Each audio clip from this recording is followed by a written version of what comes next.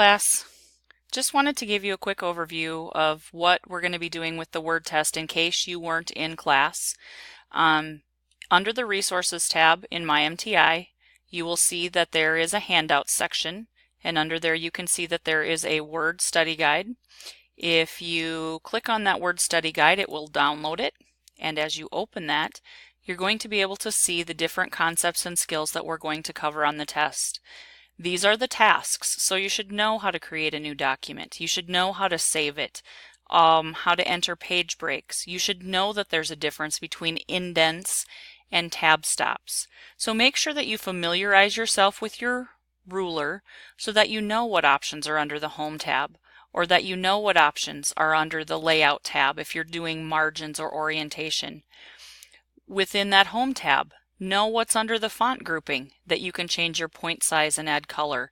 Know that under the paragraph grouping, that's where you do your line spacing and your tabs and your indents. You go to the dialog box to launch that and you can see those options. So those are the tasks. You're not going to be asked to do a task that we have not covered in class. Keyboard shortcuts. There is also a handout in my MTI. If you want to print that and use that on the test, you may. Or you may make notes on your study guide. That's up to you. But you will be able to use the study guide on your test. Then there's key terms. There are two parts to the test. There is a hands-on and there is an objective, which will consist of multiple choice, true, false, and like fill-in short answer questions.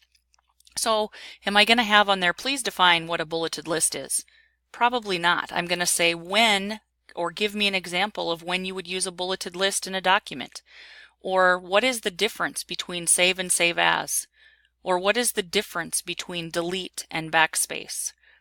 How do you get rid of a tab stop from the ruler? Or if I were updating the staff handbook and it said 2017-18 and I needed it to say 2018-19, what's the easiest way we have in Word to do that? Go use your Find Replace option and replace all of them. So you can use your study guide on the test, any notes that you've taken.